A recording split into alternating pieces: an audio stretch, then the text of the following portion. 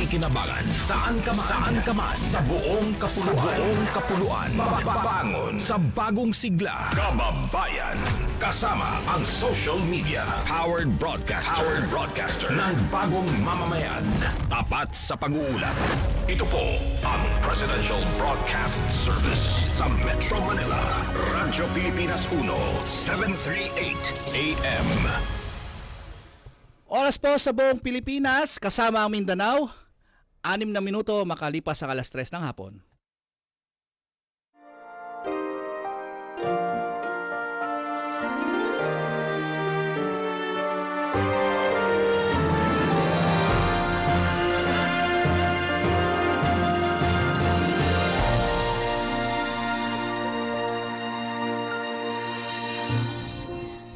Magandang hapon po sa inyo lahat at welcome po tayo sa ating programang Kalinga Hatid ng Red Cross sa Radyo Pilipinas. At ngayon po ay unang linggo para sa taong 2024. Pebrero na po tayo at tapos na po ang unang buwan ng Enero. Napakabilis po ng ating panahon na kailan lang po tayo ay nagtatalakay sa mga gananap po nung Enero. Ngayon nasa February na tayo. Ang tinatawag nga nilang PEB-EB. Yan. At syempre po, naanyayahan namin kayong tunghayan ng ating talakayan. Napaka-interesting po ng ating talakayan ngayong hapong ito. Kaya po sana inaanyayahan namin kayong pakinggan at tunghayan ang ating programa. Syempre, na-live po tayo sa ating Facebook, Radyo Pilipinas at sa Kalinga Hatid. At mapapanood po tayo sa TV, syempre dito sa TV Plus Channel 3 at Upward the Box Channel 45 to 49. Okay? At syempre nais nating pasalamatan ang bumubuo ng ating programa. Syempre sa Philippine Broadcasting Service ang ating Direktor Bong Aportadera, ang ating Station Manager Sir Alan Alyanige, si Sir Ray Sampang at si Sir Maki, at ang nasa technical side Orly Lopez at Joy Timidan. Okay? At syempre mula sa Philippine Red Cross ang ating Chairman and CEO Richard J. Gordon, ang ating Secretary General Dr. Gwen Pang, ang ating Vice Chairperson si Governor Corazon Alma de Leon, kasama ng mga Board of Governors, ang mga Chapter Administrators at Board of Directors ng buong Philippine Red Cross, kasama ang mga Red Cross 143 volunteers at Red Cross Youth. Okay? At okay na po ang Zoom natin? Wala pa? Okay, napaka-interesting po ng ating talakayan ngayon dahil talaga nga naman ang topic po natin ngayon ay tinatawag na Let's Do It Vision 7020 Oplan Iwas Bungal. Okay? Habang hinintay po natin ang mga nasa Zoom, ay i-welcome na po natin live dito po sa studio sa Visayas Avenue, Quezon City, sa PIA Building sa Radyo Pilipinas. Makakasama natin dalawang doktor po. Una po si Dr. Reynaldo Agcana, siya po ay Luzon Trustee ng Philippine Dental Association. Sir, yan po, okay. Bati po kayo. Magandang hapon po sa inyo lahat at nagpapasalamat po kami sa pag-imbita nyo sa amin dito sa inyong programa.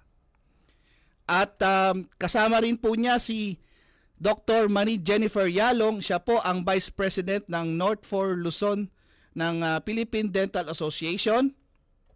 Ma'am? Good afternoon po sa inyong lahat. Maraming salamat po na inimbitahan niyo po kami. Ayan, at sa Zoom makakasama rin po natin si Dr. Mary Grace Aguila. Siya po ay Cluster Orthodontist and General Practitioner at Cabato Dental Center and Aguila Gonzalez Dental Clinic na naging Red Cross Volunteer Dentist noong meron tayong Beauty, Health and Wellness. Okay? At wala pa rin sila, Gob? Okay, sisimulan na natin ang ating mga katanungan habang hinintay natin sila sa ating Zoom. Unang tanong ko po, siguro kay Doc Ray. Doc, paano po nagsimula ang Philippine Dental Association? Maaari niyo po bang maisalaysay ang brief history nitong Philippine Dental Association? Just a little brief history of the Philippine Dental Association. It was founded and organized year 1908. And actually, we are celebrating right now our 114th years of existence. Wow. Ngayong buwan po mismo ng February? Actually, Itong buwan ng February, iba ho yung ating sineselebrate, the National Dental Health Month. Opo. Ngayon yung mismong ano po nung pagkakabuo. Bali, base do sa history, Mm. yung centennial celebration, ginawa po namin January 7. Okay. So, yung pinaka-history po talaga nito, kung tutusin, hindi lang pala 114. Mm. Pre-Spanish pa, may mga dentista na Apo, pala. Kaya nga tatanong. lang, nag-iba-iba yung mga pangalan ng organisasyon. So, it was year 1908 na tinawag tong Philippine Dental Association. Wow, ang tagal na po pala, no? Nako. Bali po, itong sa ngayon po, mga ilang kayong mga miyembro nito? Well, right now, ang registered is, umaabot na po kami ngayon na 16,000 eh. Pero based on the PRC, mahigit pa 30, 40 mil. Kaya nga lang po, yung iba nag-retire na, Mhm. yung iba nag-migrate na, at yung iba wala na sa mundo. Okay po. Si ating Vice President naman na tanungin natin si Doc Marie Jennifer Yalong. Kayo po yung Vice President sa North, North sa buong North po, yan. Sir, opo, ako ang Vice President for Luzon North. So meron pong para sa Visayas, ganon. Meron din po pong para Vice sa Mindanao. President for Mindanao, may Vice President for Visayas, may Vice President for Luzon South po. Ito po, para na masabi po natin lahat ng mga miyembro nyo, sino po yung mga officers nyo? Mula sa President hanggang sa pinakababa para po. Our officers are, yung President po namin, si Dr. Emmanuel Centeno. Apo. Ang Executive Vice President po ay si Dr. Marius Esquilio. Mhm. Ang Vice President for Luzon North ay ang inyong lingkod. Mhm. Ang Vice President for Luzon South ay si Dr. Delia Corazon Ignacio Barba. Mhm. Ang Vice President for Visayas is si Dr. June Niñal. Mhm. Ang Vice President for Mindanao is si Dr. Albert de Guzman. Meron po kaming trustees for Luzon. We have about 8 trustees for Luzon. Number 1 is si Dr. Ray Agcanas, Dr. Odette Dixon, Dr. Rosemary Yu, Dr. Bianca Jane De Jesus, Dr. Alan Banta, Dr. Jimmy Aldecoa, Dr. Jonas Añanuevo, And IPP. and the immediate past president, Dr. She Del Rosario po. And to add also, we have our PDA Treasurer, Dr. Jocelyn Malang Manabat, and the PDA Auditor is Dr. Iraida Rupi De Leon. Okay. Bali, ang dami niyo pa talagang po. Bali ito, for yearly po kayo nagkakaroon ng mga bagong miyembro, ng bago set of officers. Yes, sir. Yeah. Yes, po. Actually, yung binabanggit ni Dr. Lapit po kayo sa mic. Jennifer, every first week of May, yun po yung aming national convention.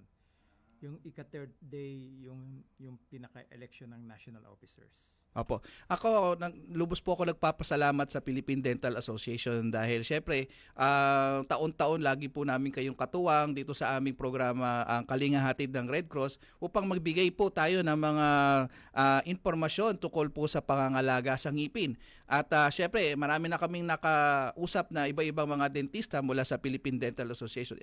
Isa na nga po dyan, si Doc Jello Militante na talagang hinalugog ko yung number niya, buti nahanap ko po at na-reach out po kayo para matulungan din po na maging kasama namin kayong hapong ito dito. Actually, from time to time, nagmo-monitor siya sa amin habang nagbumabiyahe kami from Wow. San Jose. Nako. Nueva Ecija. Maraming salamat, Sir Jello.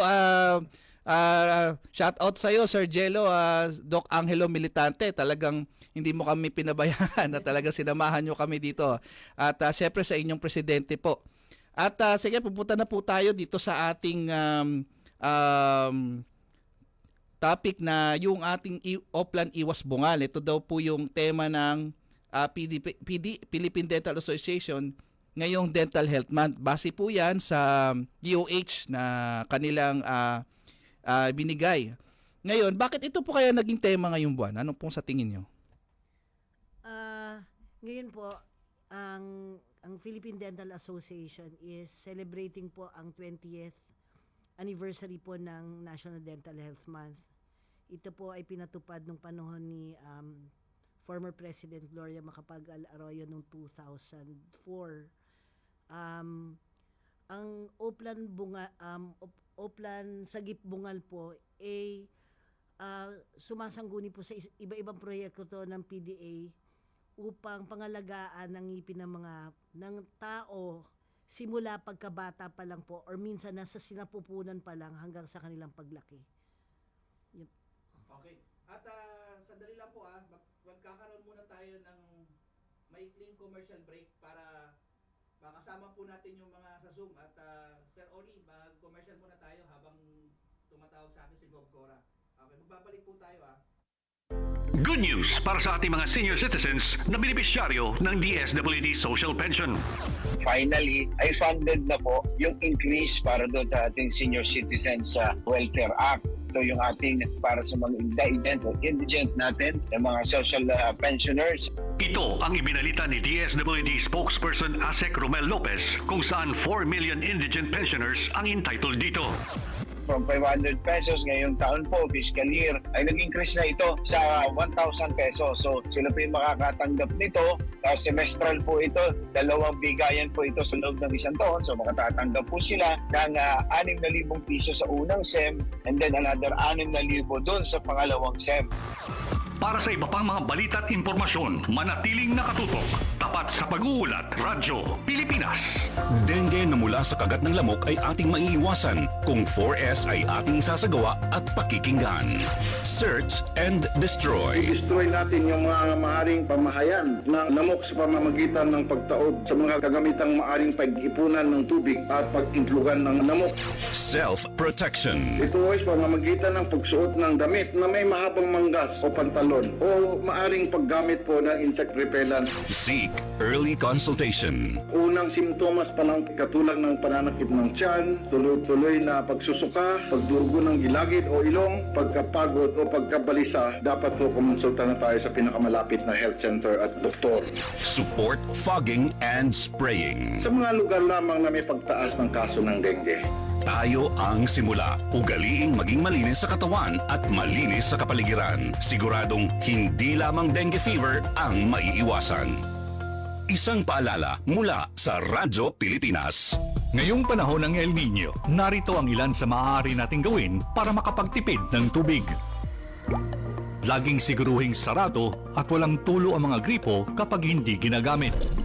I-check ang mga tubo kung may tagas at ipaayos agad kung mayroon. Imbes na mag-shower, gumamit ng balde at tabo sa pagligo. Gumamit rin ng baso pag nagsisipilyo. Gumamit ng plangganang may sapat na tubig kapag naghuhugas ng mga kaldero, plato at iba pang pinagkainan para maiwasan ang tuloy-tuloy na pagdaloy ng tubig sa gripo. Ipunin ang used water at ito ang gamiting pang-flush sa toilet. I-report agad ang mga makikitang illegal water connections. Gayon din ang mga unauthorized na pag-iigib sa mga fire hydrants. Ito ay mga simpleng paraan lamang, ngunit sa ating kooperasyon ay malaking bagay ito upang masigurong sapat ang ating water supply sa lahat ng panahon. Isang paalala mula sa Presidential Broadcast Service at Radyo Pilipinas. Mike Abel Live. Mga balitang napapanahon at maiingay na isyung bayan. Iisa-isahing silipin at hihimayin. Mike Abel Live. Yung mga nagagalit at bakit ko tinatalakay ito kasi hindi nyo alam ang sitwasyon. Ako, sinasabi ko kasi yan ang totoo. Mike Abel Live. Usapang makabuluhan. Diretsahang matapang na talakayan. Well, totoo ito eh. Hindi naman ako nagpunta rito para magsinungaling eh. Ang mahalaga, sabihin mo yung totoo. Walang aatrasan si Mike Abe. Pakinggan mula Lunes hanggang Biyernes alas 9 ng umaga. Mike Abe Live. Mike Abe sa Radyo Pilipinas 738 AM. Para sa masa. Talakayang buhay na buhay tungkol sa mga usaping may kinalaman sa kapakanan ng taong bayan. Para sa masa. Makibalita at maging in the know sa mga impormasyon at serbisyo mula sa pamahalaan para sa bawat Pilipino. Para sa masa. Kasama si Hero Robregado tuwing Sabado at Linggo alas 5 ng hapon sa Radyo Pilipinas 738 AM. OFW, O may mahal sa buhay na OFW? Halika na't makinig! Global Pinoy Connect. Palalimin ang kaalaman tungkol sa rights and welfare ng mga mahal nating nagtatrabaho sa labas ng bansa. Matutunan ang mga domestic at foreign policies na inilatag ng pamahalaan. Global Pinoy Connect. Idagdag pa natin ang mga programa ng DFA, DOLE, OWA, POEA at DMW para sa ating mga kababayang nagsusumikap abroad. Global Pinoy Connect. Making you feel loved and at home saan man kayong panig ng mundo naroroon. Join Jamie Quinto Saturdays and Sundays 7 to 8 p.m. dito sa Radyo Pilipinas 738 AM. Time to celebrate kulturang Pinoy. Tradisyon, musika, sining, literatura at iba pa. Anything and everything fun and Filipino. Ito ang Pinoy Kultura. Kilala mo ba ang The Rockefellers? Ang pinakaunang Pinoy musical act to land a spot in a prestigious US music chart. The Rockefellers is composed of 4 brothers, Antonio, Junior, Eddie, and Albert, and their father, their pops, Moro Maligmat. Pasok sa number 16 ng Billboard Hot 100 ang kanilang kantang Killer Joe. Killer Joe, go! Holding her so tight. That was in 1963. Halos 5 dekada pa ang lilipas for a solo Filipino act to surpass this feat. This is when Charis Pempenco's self-titled album debuted at number 8 on Billboard's Top 200 albums. Yan ang Pinoy Kultura because our culture is cool.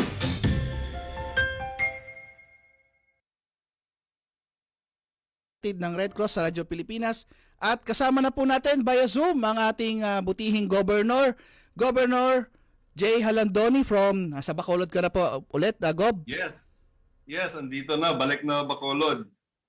Kamusta kayo lahat dyan? Opo, okay lang, Gob. At siguro maya-maya makasarta si Gob Cora kasi medyo nagkaroon tayo ng konting problema sa ating Zoom.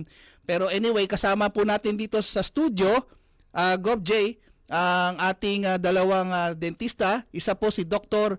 Reynaldo Agcanas, ang Luzon Trustee ng Philippine Dental Association. Yan po yung nasa kaliwang side, yung naka-blue na t-shirt.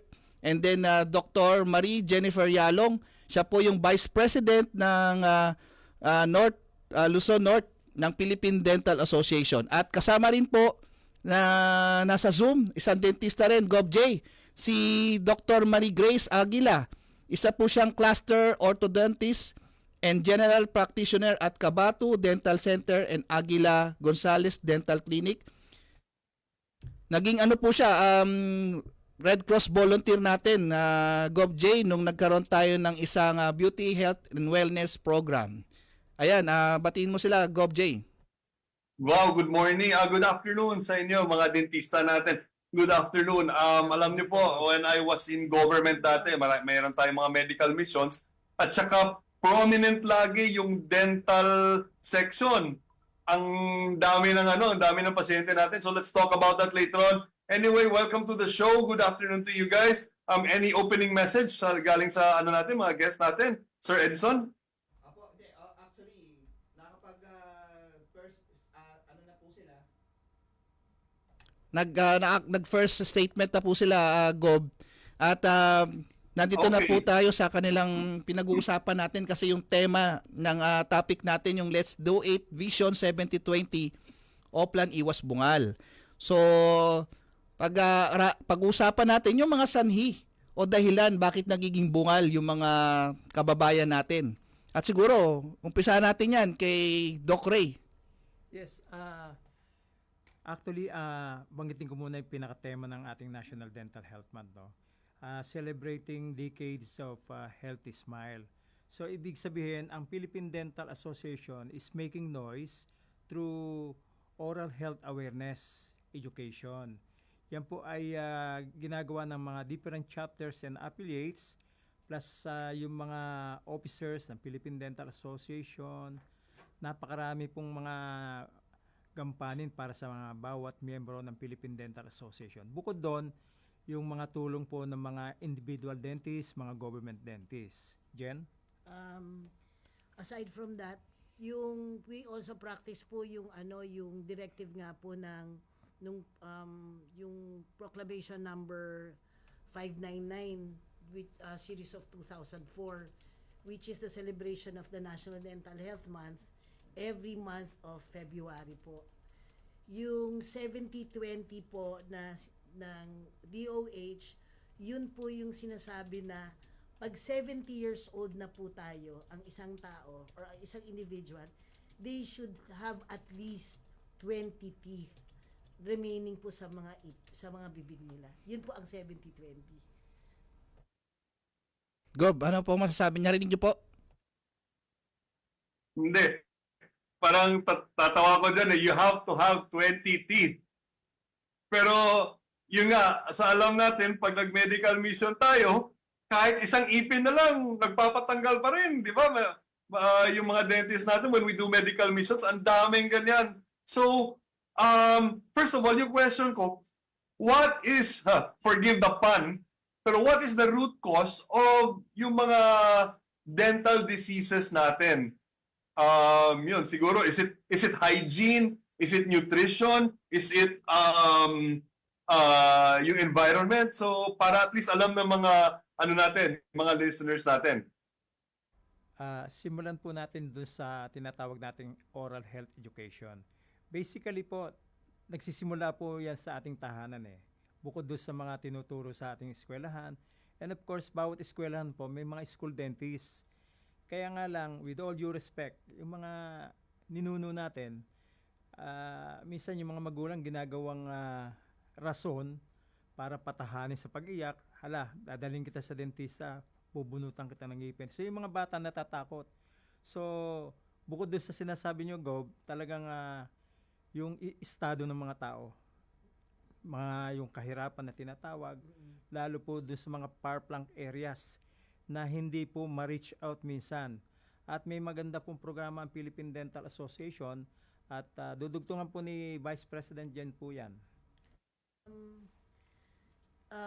The Philippine Dental Association po is trying our best to reach in cooperation with the LGUs, with the local government officials, na pinipilit po namin makarating dun sa mga lugar na hindi naabot ng dentista.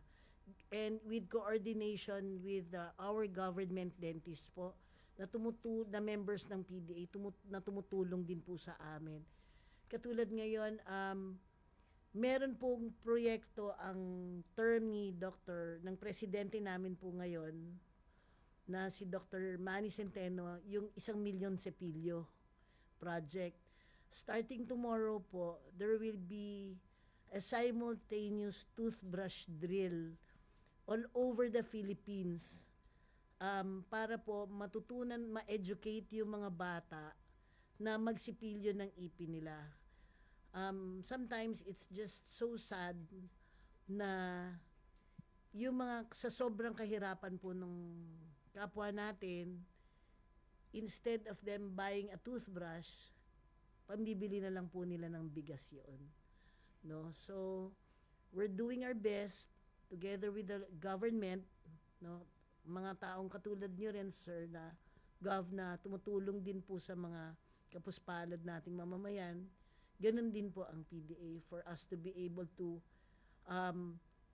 at least diminish the cause of tooth decay at saka gum problems po. And at the same time, yan po yung tinatawag namin collaborative effort. Hindi lang po mga government dentists, yung mga dentista sa Department of Health, and of course, tumutulong po yung mga toothbrush company, toothpaste company para maging successful tong proyektong to. Okay, which brings me to our next guest, kay Dr. Aguila. I understand BHW, nasa barangay ka, nasa on the ground, boots on the ground, no? So, Yes. ano naman ang nakikita natin dyan sa mga kababayan natin na prolific itong yung problema na ito ng tooth decay? Same din po. Yun nga lang, mas pinaprioritize nila yung needs nila like food, shelter, kesa sa ipin nila. So that's a sad story po. Okay, so when we go to food, we've already talked about hygiene, cleanliness. Yung pagkain naman, how big a factor, sabi nila, di ba, sweets? Nako, kami dito, Negros, sugar producing kami. Tapos, anti-sweets tayo. Anyway, joke lang. Pero Pero yun, how much does that contribute yung nutrition? Syempre po, yung sa nutrition kasi, hindi sila aware na talagang nakakasira. Yung sweets, hindi lang naman candies, of course, soft drinks, kung ano-ano yung pwede nilang mainom, it will really contribute sa pagkakaroon ng cavities. And yun nga, sadly, hindi alam din ng mga magulang, poor education, ganun po. Sa rin yun. Okay, at saka, di ba dati, tanggalin, kagaya sa sinabi ni Doc Ray, tanggalin ka agad yung ipin. So ngayon, yung thrust natin is save the tooth. So ano naman yung mga ginagawa natin pag may mga medical missions tayo, tapos nakikita natin, ano usually yung mga advice natin sa mga kababayan natin? For the medical mission side, ang ina-advise muna, ini-educate natin how important oral hygiene is. So yun na nga sabi ni Doc Jen na yun na nga merong magagandang projects in line with the activities na magkakaroon talaga ng education ang parents especially para maano, and also teachers are helping sa mga schools din. So kinakalat na po lahat yan para at least malaman ng estudyante or ng mga bata as early as kung ilang taon pa lang, ma-educate na sila na talagang importante ang health, oral health. Gob, Okay. may Yes, may karagdagan diyan po si Doc Ray. Yeah, go ahead. Oo. Actually, Gob, ganito, no? Minamaximize po namin yung campaign, most especially tinutuloy po namin yung aming proyektong dental home na imbis na puro forceps ang dala namin, mga ringgilya at mga gamot, meron po kaming halimbawa isang chapter na nakakasakop, kagaya nyo, Bacolod, na hometown po ni Dr. Jello Militante yan, yung aming past president ng PDA. Yung chapter doon, dalawa po yung chapter yan, Negros Occidental at saka Bacolod City chapter. So naglalagay po sila ng mga dental home. Yung mga tao po mula po doon sa bundok o sa coastline area, makikipag-coordinate lang yun o kaya pinararating yung mga balita na magko-conduct ng project para pong dental clinic to. One stop. Ang pasyente po doon ay tinatrato naming private patient. Kung ano po yung ginagamit naming mga fluoride, etc., nakikinabang doon yung mga bata. So, bukod doon, yung oral health education and at the same time, hindi po puro bunot. Kagaya ni Doktora, orthodontist yan, conservative approach ang ginagawa niyan. Hindi basta-basta bubunot yan para maalan yung ngipin. May purpose po kung bakit din binubunot yung ngipin. Yeah. Doon po, regarding the dental home, pwede tayo maglinis, mag-educate, magpasta, at magbunot. At very recently, we came up po with yung dentures. We make free dentures for those who cannot afford it po. Yun po. Sandali po at kasama na po natin via Zoom ang ating Vice Chairperson po ng ating Philippine Red Cross. Walang iba po kundi si Governor Corazon Alma de Leon. Gov Cora, magandang hapon My po. apologies for late entrance. Hindi ka ako makakonect, no? So anyway, greetings to both of you, Dr. Arcanas and Dr. Yalung. Thank you very much for joining us our program. And I'm sure yung co-host natin naka-enter na sa inyo. Pero siguro napaka-importante para sa atin. Kasi na-mention nyo na, kasi nung araw, Dr. Bunot, ang mga dentist, no?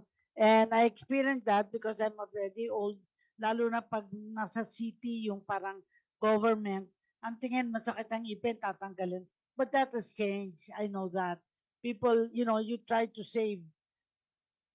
So, sa inyong pananaw ba ay lumalala? I go straight to the point. Lumalala ba ang problema ngayon ng ngipin sa mga Pilipino? Kasi I think sa mga bata, maganda ang ngipin compared sa mga matatanda. Am I correct? Tatlo na ngayon nandito.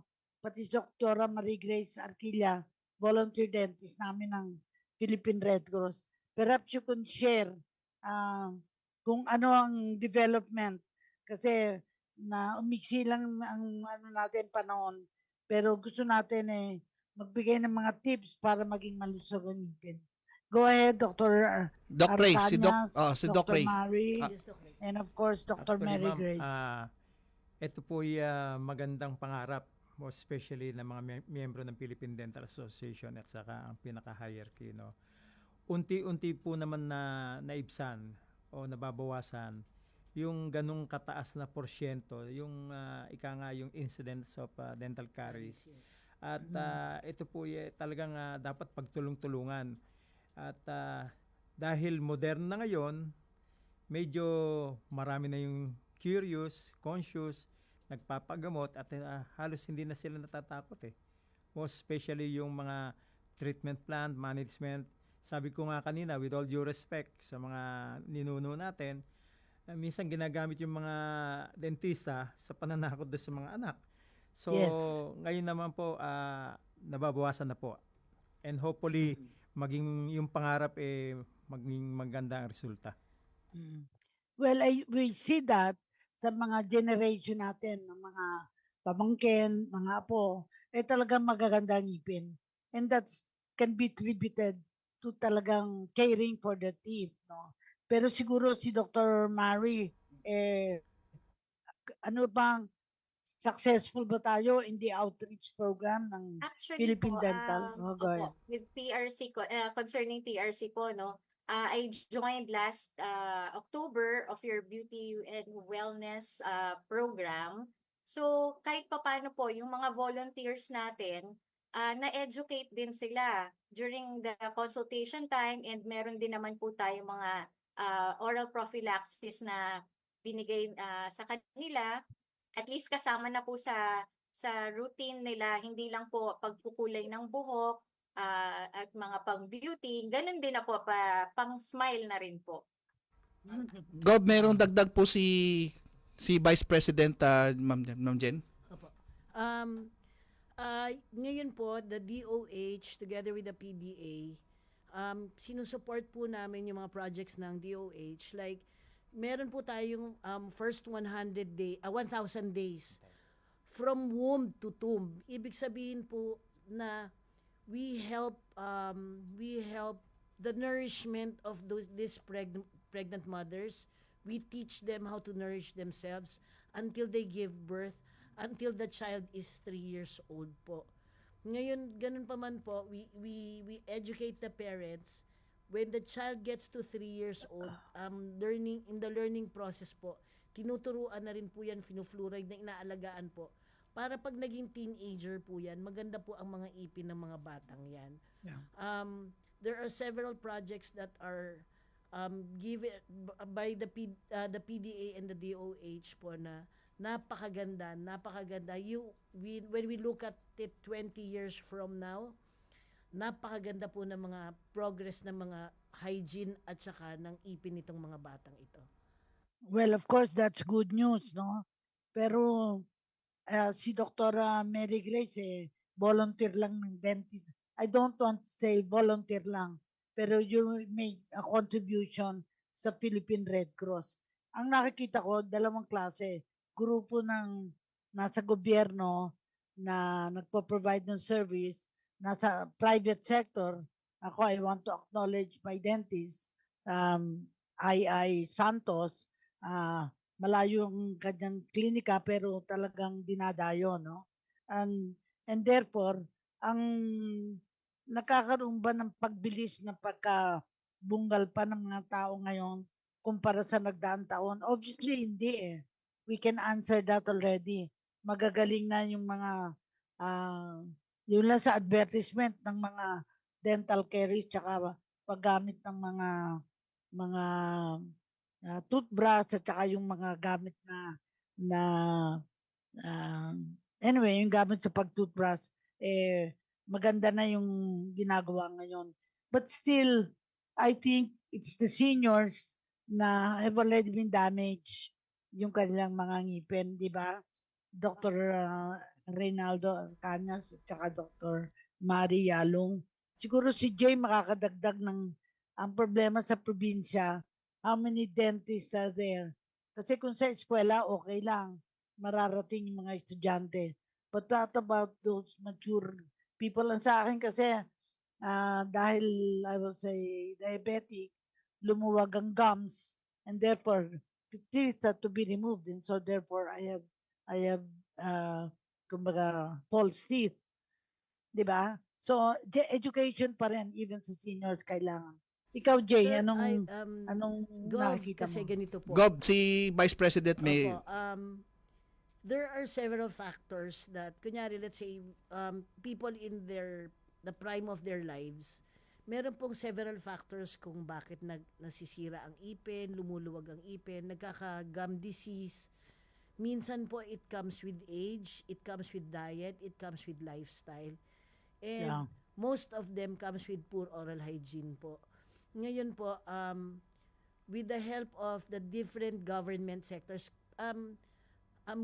private practitioners po kami nila, Doc Ray. Yes. Most dentists po sa officers of the PDA are private practitioners.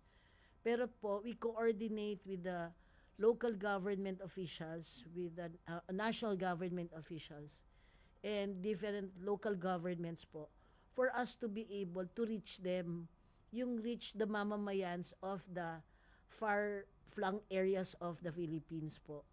Kaya lang po, syempre, we hope with people like you, the Red Cross, and some other organizations, no, nakakarating naman po yung tulong sa kanila. Kaya lang po minsan, limited rin po yung resources, and minsan, alam nyo, minsan nasa individual rin po yan. They have to really want to have it eh. Di po ba? Yung they want to be well, they want to have good oral hygiene. Ganun po. Yes. May dagdag po si si Sir Ray, si In Doc Ray. addition to that, ma'am, ang napapansin namin, most especially yung mga bulubundukin, no, kailangan isipin din naman natin yung security ng mga volunteers. Minsan gustong marating yung isang lugar, kahit i-coordinate natin sa local government unit, medyo kinakabahan din sila. Bakit? Yung security risk. Pero ngayon po, ginagawa naman po ng paraan yan, yung coordination. And at the same time, matinding paalala din, nabanggit po ng ating kaibigang angkor dito, na yung mga nagkakaroon ng sakit sa puso, minsan ang malimit na problema dyan, may gum disease or poor oral hygiene. So, may Kasi mga sakit, yun ang natutunan ko sa isang dentist na matanda na, ano nagiging sakit pag hindi naalagaan ng ngipin. And it stuck with me. Kaya, well, of course, na-opera ako sa puso, but that's much later. And siguro ang dapat tanungin natin, sa outreach program ninyo, sabi niyo nga, hindi niyo naman mararating yung malalayong lugar. So I still feel dental education is a must para sa mga mothers.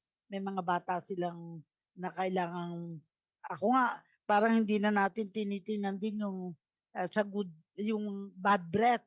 Parang education din yung bad breath eh.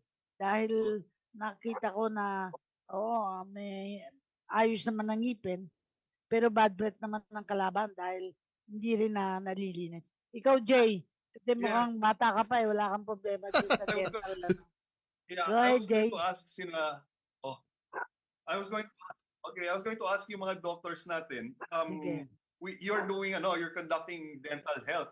Ano ba yung sinasabi niyo sa mga nag-a-attend sa mga to? Let's say for example, toothache. What are the causes of toothache? Parate, at saka ano yung gagawin natin? Pag may kinakain tayo, nako, Ma'am Cora, lalo na pag kumain ng popcorn. Nako, yun, nakakabasag ng ipin yan. Kasi di ba yung na hindi na... Yung tamis nun. Umutok. So what do you do? How fast or how soon until you get to go to the dentist? Do you go right away? Aantayin mo pa ba? Or, Antay pa sumakit muna. Pag sumakit, siyempre they will do something about it. Pero habang hindi sumasakit, tolerable, walang ginagawa. Baka mamaya, Ma'am Cora, hindi sumasakit. They won't go to the dentist. Lumalala na pala. Di ba? Correct ka dyan. Si Dr. Ray siguro mukhang seasoned dentist na ito. Go ahead, Dr. Ray. Well, ma'am, pagka kami nagko-conduct na yan, merong kanya-kanyang section yan eh. So, sa registration, etc., etc. Then, oral health awareness muna. Magle-lecture yung mga do and don'ts na sinasabi. Most especially, may mga kabataan ngayon, ang pinanggagamit na pambukas ng soft drinks o yung ngipin, hindi nila alam, minsan malimit, Nasisira. nagkakaroon ng crack. O napupudpud Nabubungi. yung enamel. Mm-mm. So, nagiging sensitive to. Diyan po ang simula niyan. Hanggang Sorry, sa Doc, guilty. mapabayaan, tinitis ang pirot, pero pasasaan yan. Alam niyo kung tutusin talaga yung conservative approach, marami tayong paraan. May mga different specialty group po ang mga dentista. Kagaya din po sa medical yan. So, yung mga dapat kainin at we are advocating instead of drinking beverages, soda, water. At saka Yes. yung mga Drink plenty of water. yes, plenty of water, and yung mga instead na soft drink, calamansi juice, mga prutas. Vegetables, fiber-rich food, and yung proper drinking of water. Kasi po, normal sa mga Filipinos ang rich in carbohydrates ang diet, Yeah. rich in sugar. Mahilig po ang Filipinos are naturally sweet teeth people, no? So, ini-encourage po namin, lalo especially kids, if they cannot avoid yung mga pag-inom ng ng matatamis like juices, juice. yung mga pagkain ng candy, dapat po talaga nakatutok ang magulang sa oral hygiene ng bata at pag-inom ng tubig ng bata. Yun po ang ina-encourage namin. Even po yung pag-inom ng gatas, yung gatas na formula. Formulas are also rich in sugar. Kaya maliit pa lang po makikita nyo nabubulok na yung ipin. So, meron pong dapat pinainom po rin ng tubig. Pinupunasan ng basang cotton o tuwalya o lampin ang ipin nila pag natutulog ang bata. Gob, alam niyo po Gob, ako din sabi rin sa akin ng dentista, yung palang simpleng pagbubukas mo ng mga sachet ng isang shampoo gamit ang ngipin mo, pag lagi mo rin daw palang ginagawa yan nung bata ka, nakakaroon din ng nagiging cause ng pagkabungi, pagka-disalignment nung ngipin natin. Tsaka yung pagbukas mo ng chichirya gamit ang ngipin. Kasi nga daw, matigas na bagay yon. So nangyayari na deform yung ating ngipin. Tama po ba ako, Dok? Kasi pag binuksan mo yung sachet, maaaring matusok yung gums natin. So doon nagsisimula yung inflammation hanggang magkaroon ng infeksyon. At isa pang masamang ugali ng mga bata, dapat pinagsasabihan sila din ng mga magulang, yung matutulog na lang, kakain pa ng mga junk foods. So pagka inantok na yan, hindi na magtututbrush, magmumumog. Naku, Edison, sa sinasabi mo yan, natatamaan tayo dito Anyway, Doc, which brings, it's a good point, no? Proper nutrition. Kasi yung the common notion is gatas lang daw, makakapa-strengthen, makakapatibay ng That's ipin not natin. true. Oo, so how do we strengthen our teeth? You're saying proper nutrition, that's good. How else do we do that?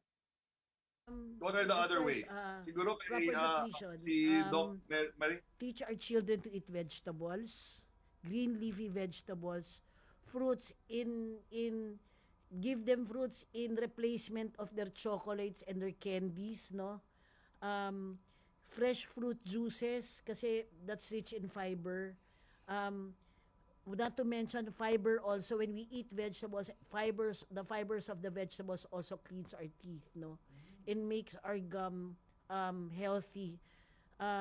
Syempre yung additional vitamin intake. That's basic, and regular visits to the dentist. Meron po tayong mga maski hindi rin po kasi our mother organization, the PDA, is encouraging, together with the DOH po, is encouraging the chapters all over the Philippines to put out and establish a dental home that will be able to cater to this to our less fortunate brothers and sisters, no? Ngayon po, hindi lang po pupunta doon para bunutan sila tapos iiwanan na sila doon.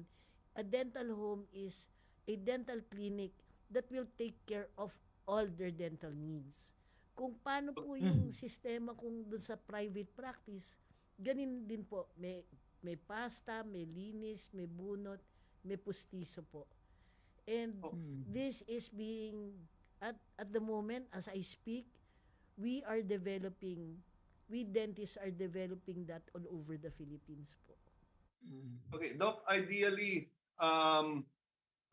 how many times a day should we brush our teeth? That's one. Second is, ideally, hanggang kailan natin ma-retire yung toothbrush natin, palit na ng toothbrush.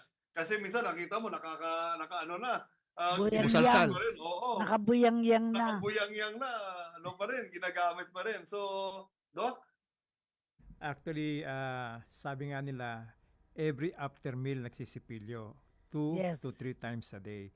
Speaking about yung nagbubuhaghag na toothbrush, meron kaming napuntahan, isang Parkplank areas, isang sipilyo para sa isang pamilya. Wow. Yun lang ang ginagamit nila. Yun yung So, bonding. doon pa lang makikita nyo yung sanhi ng kahirapan. At minsan, aminin natin, wag naman po masasaktan. Minsan, hindi mga nakapag-aral. Hindi nila Yeah. naintindihan. Akala nila ganito lang. Now, yung regular oral prophylaxis na tinatawag, twice a year po yan. Pero sa mga heavy smoker, ayan, nagkakampin din po kami. Wag po magagali yung mga naninigarilyo, but dapat bawasan din po natin May kampanya yung kami anti-smoking, paninigarilyo. anti-vaping. Tunan natin. Makatutulong din yun sa mga dentista. Magiging madumi po yung mga gilagid at yung ngipin because of the nicotine. Yeah. Oh, ito pala, ma'am, nakalimutan ko. Kasi when you go buy your toothbrush, meron yung soft, meron yung medium, at saka meron yung hard. Hard. Oo, so yung question ko dyan is, how hard do you use the toothbrush, or ano lang ba, parang medyo punas-punas lang, or do you talagang scrub the tooth? Sir, to answer your question a while ago, how many months do we have to change our toothbrushes? Yes. We have to change it every 3 months, no? Quarterly Okay. po. Huwag natin kantahan ng happy birthday yung toothbrush natin. Tapos Okay. yung ano ba sir yung susunod na question ni Gov? Yung hard, soft, at When? saka yung And when do you use them? Yung soft, medium at saka hard. tsaka Oo. Hard po. no? Opo. Yung hard and yung medium, medyo we don't really recommend that. Why? Because it would scratch the enamel of your tooth surface, no? Ma-abrade po, magagasgas po yan. So, soft lang. If you have experience po na maglaban ng rubber shoes nyo or sneakers nyo, dapat po yan, di ba, dahan-dahan yung sinisipilyo yan. Gumagamit kayo ng lumang sipilyo, di po ba? So, dahan-dahan yung sisipilyo yan. You should treat your teeth the same way. Para hindi po matastas kunyari yung yung tahinong rubber shoes nyo. Dahan-dahan Para yung hindi sisipilyo numipis. niya para malinis yung niyan, Opo. sinulin. That's how you should treat your teeth. Brush gently so that you will not damage your gums, you will not abrade your teeth po. Kasi Dok, yung iba naman dyan, Dok, parang hindi malinis daw kung hindi nakadiin yung toothbrush eh. Dapat so yung pala, soft pala, Ma'am Cora. Oh, yeah. Well, ang May nakikita natin ko, natutunan dito. kasi tama yung nasabi, pag mahirap, pag may kaya-kaya, makes a lot of difference. Kaya kami sa Red Ghost, namimigay kami ng toothbrush pag may disaster, kasama na yung sakit. Dahil nakikita namin, bihira yung makakaroon ng bagong toothbrush except sa pag may disaster sila. So, pero siguro broadly, masasabi nyo ba sa pananaw ninyo na lumalala ang problema ngayon ng mga ngipin ng mga Pilipino because of the food? Because even if you teach them to brush your teeth, ito nga, si Jay nga, nagbubukas ng soft drinks, ginagamit ang ngipin dahil kaya niya ng ngipin niya. Dati po, Pero, dati. maybe nung araw, pero definitely, yung gumagamit ka ng panlinis ng ngipin, di ba? And malakas na rin, mahal din naman yung panlinis ng ngipin na you buy from the drugstore. And I use also para yung ngipin mo, your dentures will keep in place. And it costs a lot of money. So, I'm sure, pag ako nakakakita kasi, ng medyo sira ang ngipin, tinatanong ko kung gusto mo niyo bang paayos ang ngipin. Ang ginagawa ko, bino-volunteer ko yung dentista namin. I-schedule lang namin sila. Yun ang aking volunteerism. Ako na magbabayad sa pagpaayos ng ngipin. Kapag, lalo na pag matanda, I tell them, naku, baka apektado ang puso nyo as what Dr. Canos mentioned. Pero siguro sa Red Cross, ano nakita mong problema natin sa Red Cross? Yung mga staff ba na check ang kanilang mga ngipin? Hindi. Opo, actually, malaki na po yung improvement kasi nakilala na po yung clinic kasi I'm just across Red Cross. Tapos po, may mga health card po, di ba, yung HPPI. So, slowly na educate ko na po sila and yon nagre-refer na po sila. So, once na nalinis ko po yung ipin nila, then sasabihin ko, oh, pwede ng soft bristles yung gamitin mo, hindi na hard. Tsaka wag nang lalagay yung stress sa ipin, mga ganun po. Kaya maganda na po yung nagiging progress nila hanggang sa nasasabi na rin po sa mga anak nila, family nila, ano po yung proper way of brushing and proper way of taking care of their teeth. Doc, follow up muna, Doc, Ma'am Cora. Yes. Siguro, kasi you have the Red Cross group that visits you. Ano ba yung mga common ailments natin? Nakikita natin, is there a pattern? Is there a thing that they do na pare-pareho na, oy, teka muna, tigilan nyo na yan? Ano po, ang pattern po is hindi talaga sila nakakapag-visit ng dentist. First time po talagang nagpalinis, ganun po, and marami pong takot na kasi baka mabigat yung kamay, mahal ang singil, mga ganun po. Which is for as a volunteer dentist, yun po yung nakita kong problema, and gradually natututo na po sila na hindi matakot. Syempre kailangan ko rin pong magaan ng kamay ko para at least magiging regular visit na nila yung every 6 months. And ang nakakatuwa po, natatapos lahat yung treatment nila na magpapapasta na kami lahat. Ito na po. And yun, regularly kahit after office hours kasi nga mahirap pong magkaroon ng time sa Red Cross. Very busy. So, kahit weekend, every after office, yun po, dumadalaw naman po sila. Gob J, Gob Cora, tayo po ay ilang minuto na lang bago mag-alas 4. Tayo magbibigay daan na po sa mga final message po. Unahin na po natin si Doc Mary Grace Aguila. Isa po siyang volunteer Red Cross dentist natin. Doc? Yes. Our very own. Nagpapasalamat po ako sa Red Cross at kahit papano nabuksan ng nakakatulong ako at the same time nakakatulong din sila sa akin to promote the clinic and also in my part to promote good oral health talaga po sa kanila. And thank you for inviting me over. Okay, ang susunod po natin ay si Doc Reynaldo Agganas, ang Luzon Trustee ng Philippine Dental Association. Well, ngayon po ay sineselebrate natin yung National Dental Health Month, which started February 1 up to February 29. So bukas po, February 5, magkakaroon po ng simultaneous toothbrushing drill. So malamang yan, live po yan. Apo. Sa buong Pilipinas, subaybayan nyo po yan.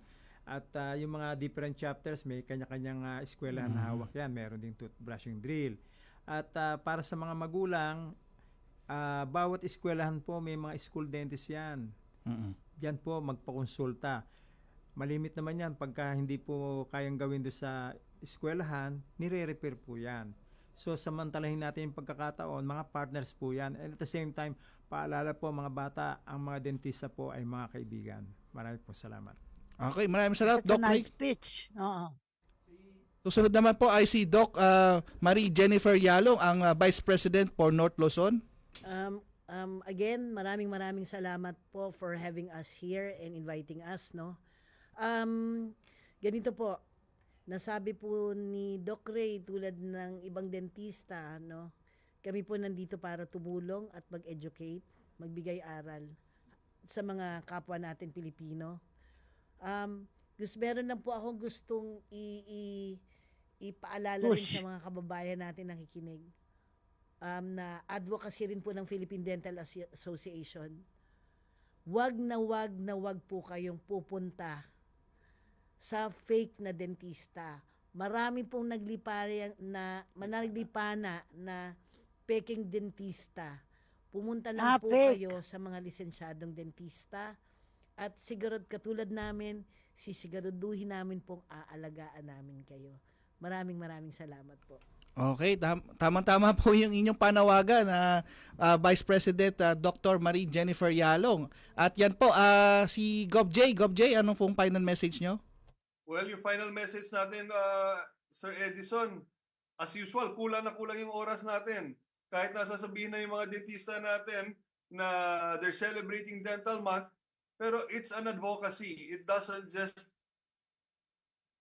begin and end within this month. Dapat tuloy-tuloy yan. So I laud the efforts of Dr. Ray, kay Dr.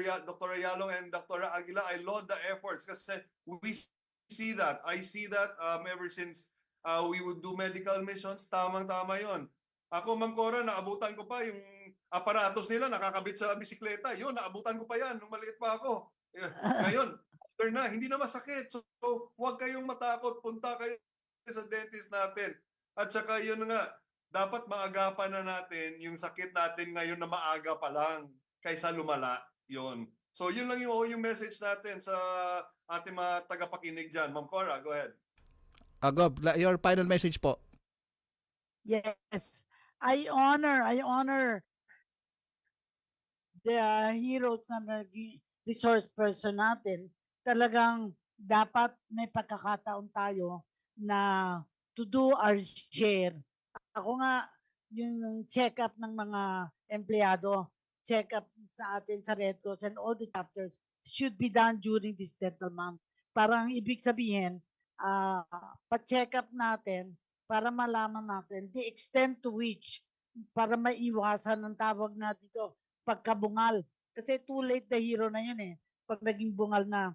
At ang gusto yun natin, yung maayos na hininga. Good breath ng bawat Pilipino. So unahin natin good breath sa atin, sa Red Cross. And we become the advocates for good breath sa lahat ng Pilipino. Maraming salamat. Kahit nahuli ako, naniniwala akong naging makabuluhan ang hapong ito. Thank you very much sa ating resource persons. At yan na po ang ating programa sa hapong ito, Kalinga Hatid ng Red Cross Radyo Pilipinas. Ito po si Edison Enriquez at susunod na po ang pagbabalita. Hatid po sa inyo ni Sir Albert Sebastian at kasunod po ang programa ni Vance Fernandez. 3 minuto makalipas ang alas 4.